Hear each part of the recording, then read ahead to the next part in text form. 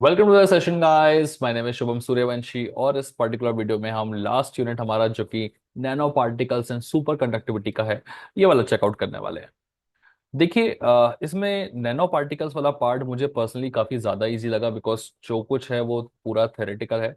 दो तीन टाइप के प्रोसेस हैं और 6 मार्क्स का क्वेश्चन भी प्रेडिक्ट किया जा सकता है काफी आसानी से। ओके, सो इसीलिए कोशिश ये रहेगी कि आप ज्यादा टाइम जो है वो इस नैनो पार्टिकल में इन्वेस्ट करें। स्पेशली जब आपके पास में कम टाइम रह गया तो फिर आप इसको प्रेफर करें एज कम्पेयर टू आपका सुपर कंडक्टिविटी वाला पार्ट। ठीक है, सो स्टार्ट करते हैं। इस पर्टिकुलर वीडियो में ये एक वन शॉट वीडियो है जिसमें हम सारा नैनो पार्टिकल्स कवर करने वाले हैं। ठीक है, पॉसिबली अगर एक और सेपरेट वीडियो बनाने का टाइम रहा सो मैं इसको भी बना के डाल दूंगा, बट फ्रैंकली मुझे लगता नहीं जो लोग पास होना चाहते हैं उनको अगर वो इस पे रेस्ट्रिक्ट करे अपने आप को तो भी काफी ठीक रहेगा। ऐसा कोई प्रॉब्लमेटिक चीज नहीं है। हाँ, जिसको थोड़ा बहुत स्कोरिंग करना है उसके हिसाब से फिर वो इस वाले पार्ट पे मूव कर सकता है। ठीक है, so okay. So let's just start with the nano particles kind of thing. So यहाँ पर आपको सबसे पहली चीज, सबसे पहला क्वेश्चन जो आपसे पूछा जा सकता है वो क्वांटम कन्फाइनमेंट में है। ठीक है ना। सो क्वेश्चन आपके सामने एक सर्टेन लैंग्वेज यूज करेगा। मैं पास लैंग्वेज, ओके ठीक है। चलो, नहीं है लैंग्वेज अवेलेबल, थोड़ी देर में वो क्वेश्चन जो अवेलेबल है वो मैं दिखा दूंगा। यूनिवर्सिटी काफी कॉमनली पूछती है। पहले हम क्वांटम कन्फाइनमेंट की स्टडी से चालू कर देते हैं। ठीक है, तो ये स्टडी करने से पहले हमें ये पता होना चाहिए कि क्वांटम साइज इफेक्ट क्या होता है। ओके, सो जनरली क्या होता है ना कि जब भी हम किसी भी मटेरियल के साइज को रिड्यूस करते हैं तो करते करते करते करते एक मोमेंट आता है जब हम उसके साइज को बहुत ज्यादा रिड्यूस कर देते हैं। ठीक है, इतना रिड्यूस कर देते हैं कि उसकी जो डायमीटर है वो नैनो रेंज में जाती है, वो नैनो पार्टिकल्स की कैटेगरी में आ जाता है। तो जब कोई भी पार्टिकल इतना छोटा कर दिया जाए कि वो नैनो पार्टिकल्स की कैटेगरी में आ जाए तो उसकी जो अपने आप की खुद की प्रॉपर्टीज होती है ना वो चेंज हो जाती है। ठीक है, सो अलग अलग प्रॉपर्टीज होती है। किसी भी मटेरियल की अपनी मैग्नेटिक प्रॉपर्टीज होती हैं, अपनी इलेक्ट्रिकल प्रॉपर्टीज होती हैं। ठीक है, तो ये सारी प्रॉपर्टीज धीरे धीरे करके चेंज होने लगती है। इसी चेंज को हम क्या बोलते हैं, क्वांटम साइज इफेक्ट। कि क्वांटम साइज में किसी को लेके गए तो वो जैसा ओरिजिनल था वो वैसा नहीं रहेगा, उसका कलर भी चेंज हो सकता है और उसकी हार्डनेस चेंज हो सकती है। अलग अलग चेंजेस उसमें आ सकते हैं। ओके, ना मेजरली हमको जो क्वांटम साइज इफेक्ट या क्वांटम के बारे में बात करना है वो सेमीकंडक्टर्स के बारे में बात करना है। ठीक है, तो इन जनरल आप सेमीकंडक्टर्स के बारे में अगर बात करना चाह रहे हैं तो क्वांटम कन्फाइनमेंट को समझने के लिए आपको थोड़ा सा बैंड थ्योरी को समझना पड़ेगा, because there is a high possibility कि आप में से काफी लोगों ने सेमीकंडक्टर्स कंडक्टर्स वाले टॉपिक को स्किप कर दिया होगा। ठीक है, सो मैं आपको थोड़ा सा बैंड थ्योरी के बारे में कुछ बेसिक चीजें बता देता हूँ, उसके बाद मैं क्वांटम कन्फाइनमेंट आपको बताऊंगा तो आपको ज्यादा अच्छे से समझ में आएगा। देखिए, बैंड थ्योरी में आपको दो बैंड के बारे में पता होना चाहिए। ऊपर ऊपर से बता रहा हूँ, ज्यादा डीप नॉलेज इसका रिक्वायर्ड है नहीं। ठीक है, सबसे पहला बैंड जिसके बारे में पता होना चाहिए वो है आपका कंडक्शन बैंड और दूसरा है आपका वैलेंस बैंड। देखिए, वैलेंस बैंड जो होता है ना वो आउटर मोस्ट शेल होता है। ठीक है, किसी भी ग्रुप का आउटर मोस्ट शेल जो होता है वो वैलेंस बैंड होता है। अच्छा, ये बैंड्स क्या है? बैंड्स बेसिकली जो है वो एनर्जी लेवल्स है। ठीक है, so outer most energy levels को हम क्या बुलाएंगे? वैलेंस बैंड बुलाएंगे। ठीक है, लेकिन यहां पर इलेक्ट्रॉन्स का फ्री मूवमेंट नहीं होता है। इलेक्ट्रॉन्स का जो फ्री मूवमेंट होता है वो कंडक्शन बैंड में होता है। मतलब वैलेंस बैंड के और हायर एनर्जी पे एक और बैंड होता है जिसको हम कंडक्शन बैंड बुलाते हैं, या वैलेंस बैंड के और ऊपर एक और ग्रुप ऑफ एनर्जी लेवल्स होते हैं जिसको हम कंडक्शन बैंड बुलाते हैं। ठीक है ना, अलग अलग टाइप के मटेरियल्स में ये अलग अलग तरीके से वेरी करते हैं। जैसे अगर मैं मेटल्स की बात करूं तो मेटल्स में आपका बिल्कुल कोई गैप नहीं होता है आपके वैलेंस बैंड में और कंडक्शन बैंड में। ठीक है, तो ये आपका वैलेंस बैंड है और ये आपका कंडक्शन बैंड है। So they are basically overlapping each other guys.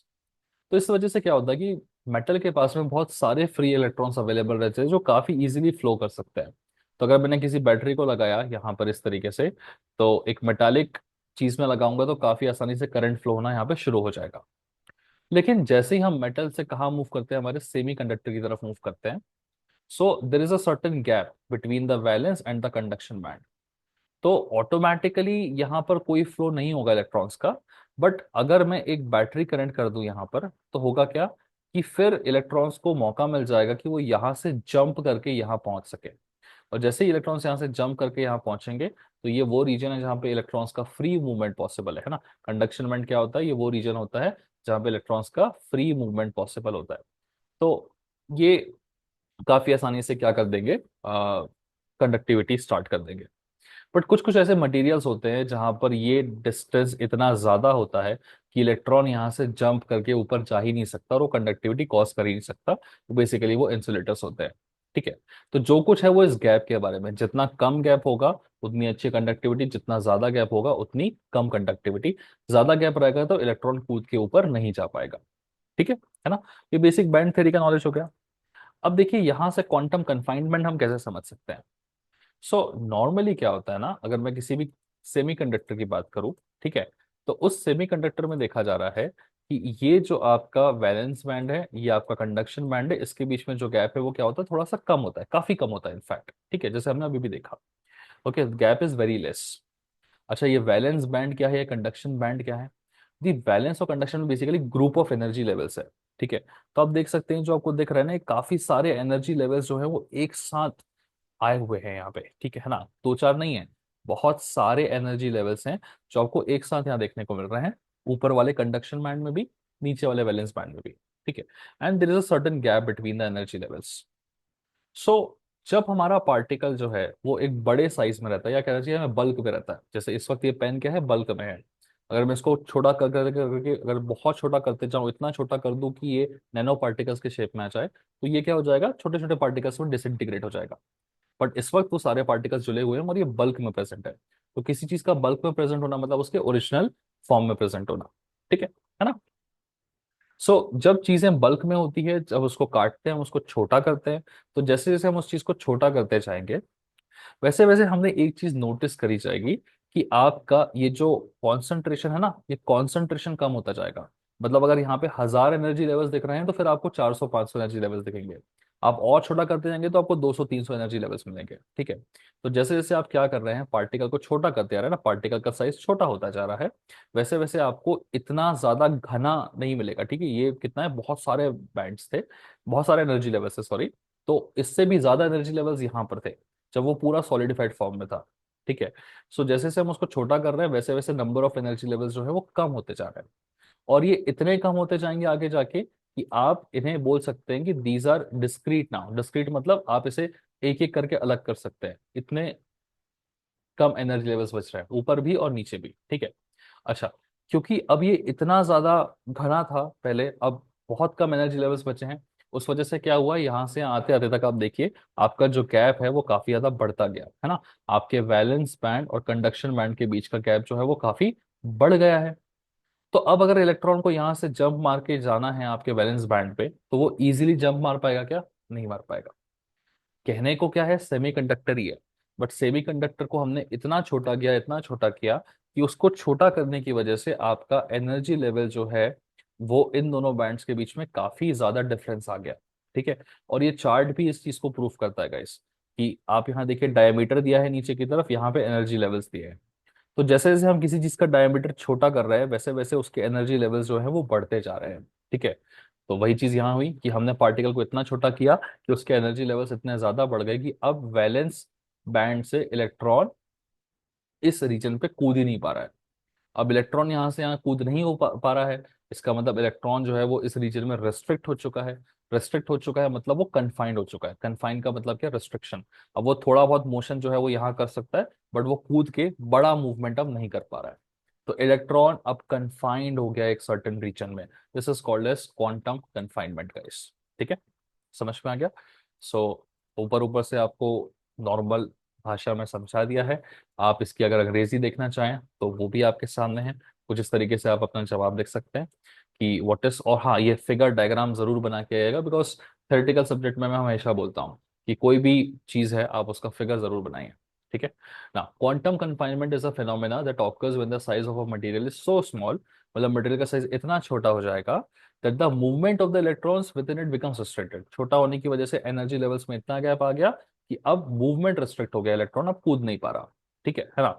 As the movement is restricted we can say that it's confined. हाँ, रिस्ट्रिक्टेड है मतलब कन्फाइंड है to some region, right, obviously. Now this is called as quantum confinement. बड़ी simple सी चीज है guys. ठीक है, कहने को नाम बड़ा है क्वांटम कन्फाइनमेंट, बट है एकदम सिंपल सा। इस क्वांटम कन्फाइनमेंट के अलावा आपको ज्यादा कुछ एज सच सीखने वाली चीजें नहीं है। इसके अलावा आपकी बहुत ज्यादा थ्योरेटिकल चीजें हैं जो कि बेसिक प्रॉपर्टीज होती है। क्वेश्चन कुछ इस तरीके से देखने को मिल सकता है आपको। What is quantum confinement, how does it affect the property of nano particles. तो क्वांटम कन्फाइनमेंट क्या होता है वो तो हमको पता है। Effect of properties of nano particles, देखिए ये थोड़ा सा किसी किसी को कंफ्यूजिंग लगता है कि sir effect of nano particles, effect of the properties of nano particles और actual properties of nano particles, क्या ये दो अलग अलग क्वेश्चन है? ये दोनों सेम है। हो क्या रहा है कि आप जब किसी चीज को नैनो पार्टिकल में लेके जा रहे हैं तो उसकी प्रॉपर्टीज में कुछ चेंज आ जा रहा है और वही चेंज आपकी नई प्रॉपर्टीज बन जा रही है। तो चाहे आपसे एग्जाम में how does it affect the properties of nano particles पूछे या right the properties of nano particles पूछे, दोनों ही केस में आपको सेम आंसर रखना है, ठीक है। हाँ, कभी कभी ये होता है कि how does it affect the properties of nano particles किसी एक क्वेश्चन के साथ कंबाइन होकर आ रहा होता है, तो हमें ज्यादा प्रॉपर्टीज लिखने की जरूरत नहीं है। इफेक्ट वाले केस में हम एक दो प्रॉपर्टीज लिख के छोड़ सकते हैं, है ना। तो सबसे बेस्ट जो सिंपल भाषा में याद होने वाली आपकी प्रॉपर्टीज है उसमें पहली है ऑप्टिकल प्रॉपर्टी। ऑप्टिकल प्रॉपर्टी आसान शब्दों में ये कहना चाहती है कि जो कलर आपको इसका ओरिजिनली दिख रहा है, देर इज अ पॉसिबिलिटी कि जब ये नैनो स्ट्रक्चर्स में जाएगा तो इसका ये कलर नहीं दिखेगा, कोई और कलर दिखने लगेगा, ठीक है ना। लिखा भी थोड़ा बहुत अंग्रेजी में ऐसा ही कुछ है। Colour of nano particles is different from the bulk material, मतलब अगर ये बल्क मटेरियल है तो इसका कलर ब्लैक है तो हो सकता है उसका चेंज हो जाएगा ना। atomic clusters of different sizes have different energy levels, the color of clusters will depend on their size, ठीक है। आप अगर सेकंड लाइन को चाहें तो स्किप कर सकते हैं। जो भी रटने वाली चीज होती है मैं बिल्कुल प्रेफर नहीं करता हूँ। मैं सिंपल बोलूंगा भाई कि नैनो पार्टिकल्स का कलर जो है वो एक्चुअल पार्टिकल से अलग रहता है। एग्जाम्पल अगर देखना तो बोल लो, गोल्ड जो है वो इनिशियली येलो दिखता है, बट अगर आप उसे नैनो पार्टिकल के साइज में कन्वर्ट करते हैं तो वो ब्राइट रेड कलर में अपीयर होता है, ठीक है। सो क्या मेरा फंडा सिंपल है, मैं सबको तुम लोगों को भी यही सजेस्ट करूंगा। जो चीज तुम रट के जाओगे तुम्हें याद आने भी नहीं वाली एग्जाम में, ठीक है। सो इट्स बेटर कि आप उस वाली लाइन को स्किप कर दें। थोड़ा थोड़ा थ्योरी लिखना पड़ता है गाइस, बहुत ज्यादा डीप डाउन भी लिखने की जरूरत नहीं होती है, ओके। इलेक्ट्रॉनिक प्रॉपर्टीज ये एक बड़ी सिंपल सी प्रॉपर्टीज है जो हमने अभी देखा कि पहले जो बैंड्स होते हैं वो बहुत ज्यादा कैसे होते हैं, घने होते हैं, ठीक है। काफी सारे एनर्जी लेवल्स होते हैं, ठीक है ना। थोड़े समय के बाद क्या होता है, धीरे धीरे आपके नंबर ऑफ एनर्जी लेवल्स जो है वो कम होने लगते हैं, ठीक है ना। और उसकी वजह से मेजरली क्या होने लगता है, आपका दोनों के बीच का जो गैप है वो और इंक्रीज करने लगता है, करेक्ट है ना। सो इलेक्ट्रॉनिक प्रॉपर्टीज में आप इसी चीज को लिख सकते हैं नैनो पार्टिकल की, कि हो क्या रहा है यहाँ पे कि nano particles exhibit discrete energy levels. तो वो बैंड्स की तरह एनर्जी लेवल्स एक्सिबिट नहीं करते हैं, ठीक है। सेमीकंडक्टर में क्या होते हैं, प्रॉपर बैंड्स होते हैं, ये आपका कंडक्शन बैंड होता है, वैलेंस बैंड होता है। बैंड मतलब इतने सारे एनर्जी लेवल्स एक साथ कॉन्सेंट्रेटेड है कि वो मिलके एक बैंड बना दे रहा है। बट आपका जो नैनो पार्टिकल है उसमें ये बैंड जितने नहीं है, जैसे जैसे आप पार्टिकल को छोटा कर रहे हैं वैसे वैसे एनर्जी लेवल्स आपके कम होते जा रहे हैं। तो अब आपके पास ज्यादा कॉन्सेंट्रेशन नहीं है एनर्जी लेवल्स का, तो आप बोल सकते हैं आपके जो एनर्जी लेवल्स हैं वो आप कैसे हैं, डिस्क्रीट है, ठीक है। तो इसी को आप ऐसा प्रॉपर्टी लिख सकते हैं कि nano particles exhibit discrete energy levels, ठीक है। ना ऑब्वियस सी बात है, डिस्क्रीट एनर्जी लेवल्स होने की वजह से इलेक्ट्रॉन जो है वो यहाँ से ऊपर नहीं कूद पा रहा है, तो हमारी इलेक्ट्रॉनिक प्रॉपर्टीज में जो कंडक्टिविटी होती है ना, इलेक्ट्रिकल कंडक्टिविटी, उसका बिहेवियर चेंज हो जाएगा। अब आसानी से आपकी कंडक्टिविटी पॉसिबल नहीं होगी, है ना, नॉर्मल कंडक्शन अब नहीं हो पाएगा, ठीक है। ओके, इंक्रीज्ड बैंड गैप वही चीज है, इसको शायद अलग भाषा में लिख रखा है तो दोनों में से किसी एक को लिख सकते हो। आई होप ऊपर ऊपर से तुम समझ गए होंगे कि इफेक्ट में आप सिंपल इस तरीके से एक दो इफेक्ट लिख के दिखा सकते हैं, ठीक है ना। कि भाई ये पार्टिकल साइज डिक्रीज होता है, कंडक्टिविटी कम हो जाती है, पोटेंशियली सेमीकंडक्टर बिहेवियर जो है वो नहीं हो रहा होता है ना। अब डायरेक्ट क्वेश्चन कभी कभी ये भी आ सकता है आपसे कि आप प्रॉपर्टीज ऑफ नैनो पार्टिकल्स लिख के दिखाइए, ठीक है। या वो स्पेसिफिक करके बोलेगा कि यार ऑप्टिकल एंड इलेक्ट्रॉनिक प्रॉपर्टीज लिख के दिखाइए, या ऑप्टिकल एंड मैग्नेटिक प्रॉपर्टीज लिख के दिखाइए, या मैग्नेटिक एंड मैकेनिकल प्रॉपर्टीज लिख के दिखाइए। तो कभी दो कभी तीन ऐसे प्रॉपर्टीज लिखने को बोल सकता है। तो जितनी ज्यादा सिंपल भाषा हो सकती थी उतनी ज्यादा सिंपल भाषा में मैंने प्रॉपर्टीज लिख के दी है आपको। सो पहली दो प्रॉपर्टीज तो यहाँ से ही उठा लिया है मैंने, जैसे क्योंकि मैंने पहले भी कहा कि इफेक्ट ऑन प्रॉपर्टीज पूछ रहा हो या प्रॉपर्टीज ऑफ नैनो पार्टिकल्स, दोनों ही केस में सेम चीज लिखनी है। तो यहाँ जो हमने ऑप्टिकल इलेक्ट्रॉनिक लिखा था वही सेम ऑप्टिकल इलेक्ट्रॉनिक आप इसमें भी लिख सकते हैं। इसके अलावा भी दो और प्रॉपर्टीज होती है, मैग्नेटिक वाली और मैकेनिकल वाली, तो ये भी आपकी अब जुड़ जाएगी when it comes to properties of nano particles, ठीक है ना। या वो स्पेसिफाई करके बोल देगा भाई कोई कोई दो प्रॉपर्टीज को एक्सप्लेन करो, या वो नाम भी बता देगा कि ये और ये प्रॉपर्टीज को एक्सप्लेन करो, ठीक है। चलिए, सो इसमें मैग्नेटिक प्रॉपर्टी क्या है?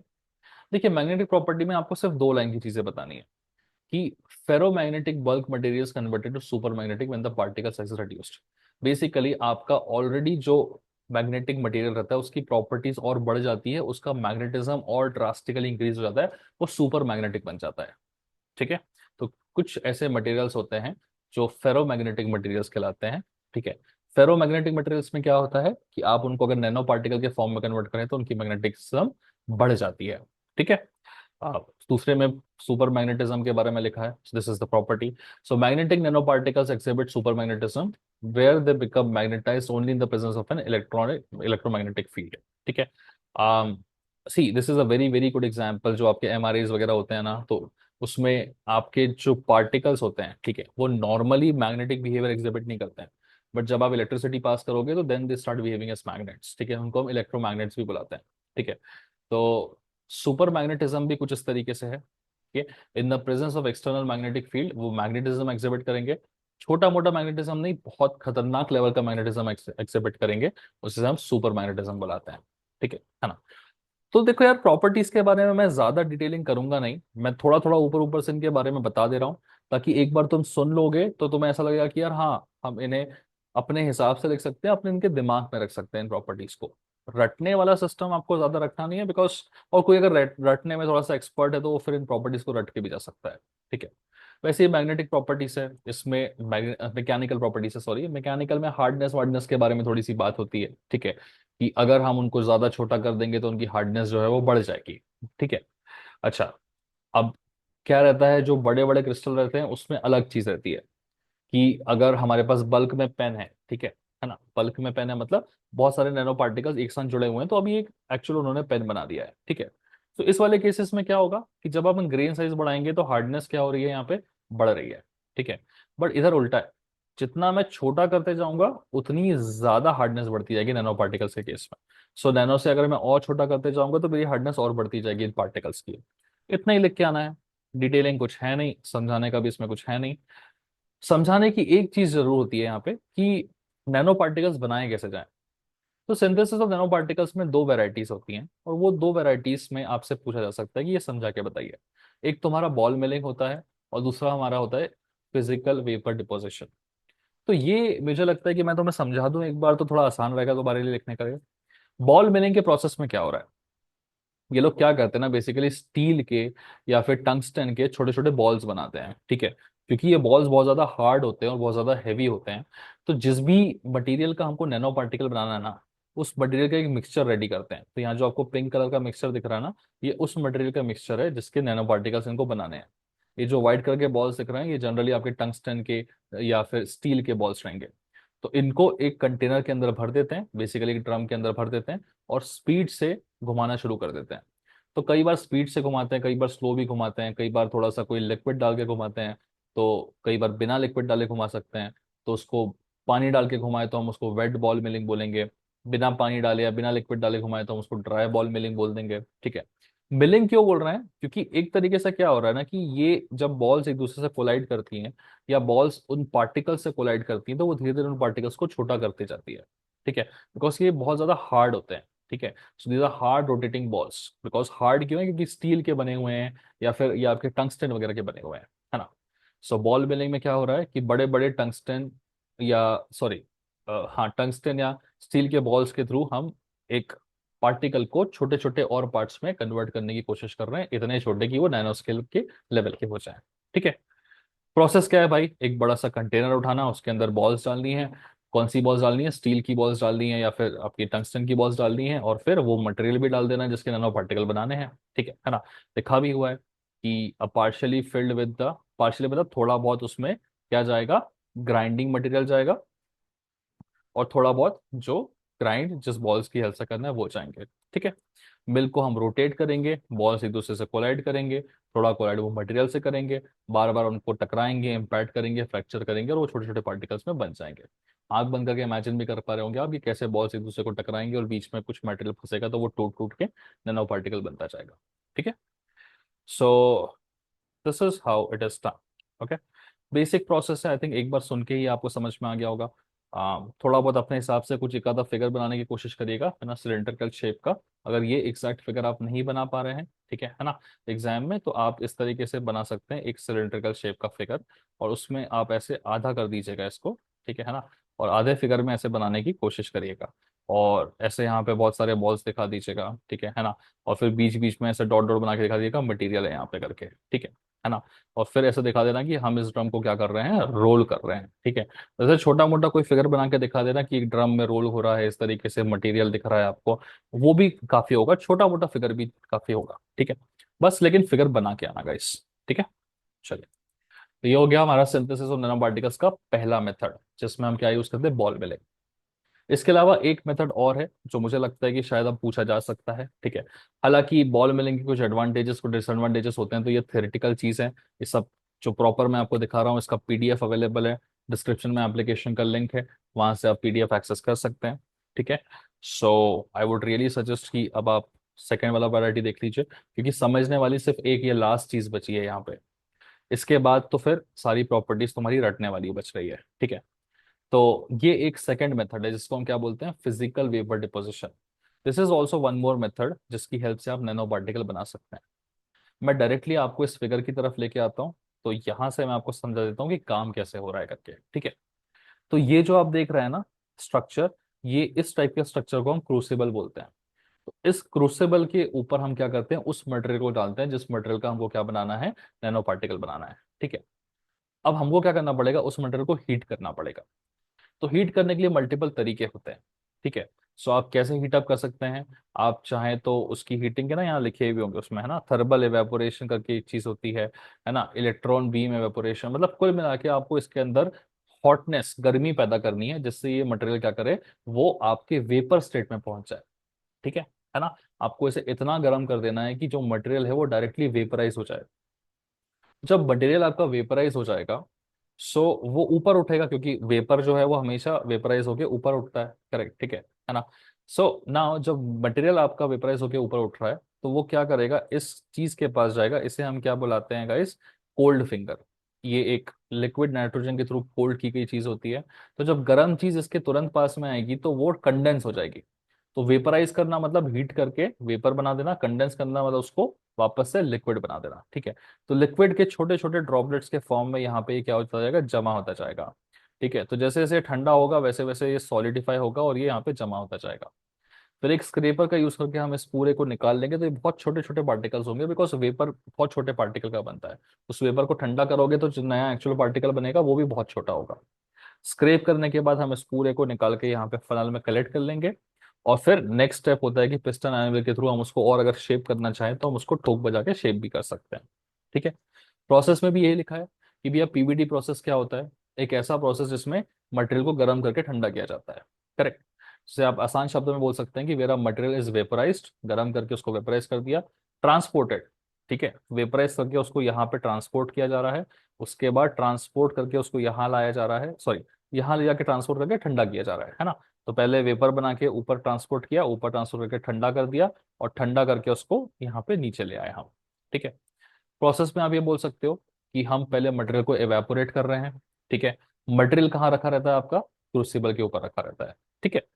उसके बाद हम थर्मल एवेपोरेशन जैसी टेक्निक के थ्रू इसको हीट अप करेंगे, ये वेपराइज हो जाएगा। वेपराइज होने के बाद में ये कोल्ड फिंगर पे जाके चिपक जाएगा छोटे छोटे फॉर्मेट में। फिर स्क्रेपर के थ्रू हम उसको क्या कर लेंगे, नीचे निकाल लेंगे नैनो पार्टिकल्स को। फिर रॉड और पिस्टन की हेल्प से हम चाहें तो उस पार्टिकल के पाउडर को छोटे छोटे पैलेट्स के फॉर्म में कन्वर्ट कर सकते हैं, ठीक है। तो यही प्रोसेस होता है, मैंने आपको शुद्ध हिंदी में बता दिया है। इसकी थोड़ी बहुत अंग्रेजी यहाँ पे लिखी हुई है, तो आप इस प्रॉपर नोट्स को यूज कर सकते हैं और अपना एग्जाम लिख सकते हैं गाइस। इतना होने के बाद में फ्रैंकली मैं बोल रहा हूँ, नैनो पार्टिकल्स में कुछ ज्यादा रह नहीं जाता है, ठीक है। तो इनमें से ही आपका पॉसिबली एक बड़ा 6 नंबर का क्वेश्चन आ सकता है। अदरवाइज इसके अलावा आप ऑब्वियसली एप्लीकेशंस, एडवांटेज, डिसएडवांटेज, तो मैं इसका पीपीटी आपको दे दूंगा, एप्लीकेशन का लिंक डिस्क्रिप्शन में, वहां से आप उठा सकते हैं।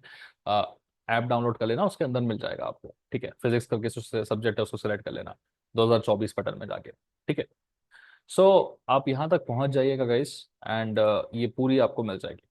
Applications of nanotechnology, this is the last chapter guys, this is the last topic of this chapter। इसमें 4 जगह आपके एप्लीकेशंस हैं, ठीक है। एक आपका इलेक्ट्रॉनिक्स की फील्ड में, दूसरा ऑटोमोबाइल की फील्ड में, तीसरा आपका इन्वायरमेंट की फील्ड में, चौथा मेडिकल की फील्ड में। अब इनमें से किसी भी दो का नाम लेके वो अलग से पूछ सकता है, या फिर मैं फ्रैंकली बताऊं तो मैंने इनके शॉर्ट नोट्स जो ये बना रखे हैं, ये बेसिक बेसिक वाले आपके एप्लीकेशंस हैं जो आप इजीली याद रख सकते हो। जैसे इलेक्ट्रॉनिक्स में आपका जो टीवी हो गया, कंप्यूटर हो गया, उनको बनाने में भी यूज होता है, फ्लैट पैनल्स बनाने में, और उनकी स्क्रीन के ऊपर कोटिंग करने में भी यूज होता है। बिकॉज अगर हम उनकी स्क्रीन के ऊपर प्रॉपर तरीके से कोटिंग करेंगे ना, तो और अच्छे कलर्स हमें देखने को मिलते हैं टीवीज में, मॉनिटर्स में। ठीक है ना। तो टीवी मॉनिटर में एक ये यूज हो जाता है, इसका अंग्रेजी यहाँ पे इसकी लिखी हुई है, आप इसे यूज कर सकते हैं एग्जाम में लिखने के लिए। दूसरी यहाँ पे उसने बोला है कि यार एक जीएमआर टेक्निक करके होती है, जिसके थ्रू क्या करा जाता है, हार्ड डिस्क में डेटा को स्टोर किया जाता है। ठीक है। तो उस टेक्निक का भी आपकी नैनो टेक्नोलॉजी पे बेस्ड है, तो वो भी आपके इलेक्ट्रॉनिक्स के एप्लीकेशन में आ जाती है। ठीक है। सो अगर एप्लीकेशन पूछा जा रहा है तो इस टेक्निक को जरूर मेंशन करिएगा। ठीक है ना। नेक्स्ट इज ऑटोमोबाइल में क्या एप्लीकेशन है, गाड़ियों में भाई, गाड़ियों में पेंट वेंट करने के बहुत अच्छे से काम आता है। एकदम हाई क्वालिटी पेंटिंग करनी है आपको, तो नैनो पार्टिकल पेंट्स का आप यूज कर सकते हैं। वाइपर वगैरह जो चलते हैं, वाइपर चलाना है आपको, तो वाइपर चलाने की जो मोटर होती है, वो मोटर बहुत छोटी सी होती है। ठीक है। फिर से पुरानी गाड़ियों में देखा होगा तुमने, सीडी प्लेयर आता था, अब तो आना बंद हो गया है। बहुत छोटा सा प्लेयर हुआ करता था, उसकी मोटर भी बहुत ज्यादा छोटी हुआ करती थी। तो वो सब चीजें बनाने में तुम्हारे नैनो पार्टिकल्स यूज होते हैं ऑब्वियसली। ठीक है। तो ऑटोमोबाइल में दिमाग, आंख बंद करके गाड़ी इमेजिन कर लेना, गाड़ी का पेंट, गाड़ी का वाइपर, गाड़ी का सीडी प्लेयर। ठीक है। वो सब में यूज हो जाएगा। इलेक्ट्रॉनिक्स में देख के समझ में आ रहा है, आंख बंद करो, घर के आसपास देखो, टीवी दिखता है, कंप्यूटर दिखता है, मोबाइल दिखता है तुम्हें। ठीक है। तो इनकी रिफ्लेक्टिंग कोटिंग्स भी बनाने के काम आते हैं नैनो पार्टिकल्स। तो रटना कुछ नहीं है, बस थोड़ा थोड़ा आप इसको ऊपर दिमाग में रख सकते हैं, बोल सकते हैं, दिमाग में चल जाएगा। इन्वायरमेंटल एनर्जी में बहुत बढ़िया चीज है। इन्वायरमेंट में सबसे बड़ी खतरनाक चीज क्या होती है, पॉल्यूशन। नैनो पार्टिकल पॉल्यूशन को कम करने में काम आ सकते हैं। कैसे? नैनो पार्टिकल्स जो हैं उनके हम क्या निकाल सकते हैं, कैटलिस्ट बना सकते हैं। कैटलिस्ट क्या होते हैं, ऐसी चीजें जो किसी रिएक्शन को प्रमोट करता है, उसे हम कैटलिस्ट बुलाते हैं। ठीक है। सो नैनो पार्टिकल्स क्या करते हैं, इनके जो कैटलिस्ट होते हैं, ये स्पीड अप करते हैं केमिकल रिएक्शंस को, जो हार्मफुल गैसेस को हार्मलेस गैसेस में कन्वर्ट करने में मदद करता है। तो आज के टाइम एनवायरनमेंट की प्रॉब्लम यही है कि बहुत ज़्यादा पोल्यूशन हो रखा है, तो नैनो पार्टिकल्स की हेल्प से हम स्पीड अप कर सकते हैं कुछ रिएक्शंस को। ठीक है। जिससे हार्मफुल गैसेस हार्मफुल ना बन के हार्मलेस बन जाए। सिंपल। ठीक है।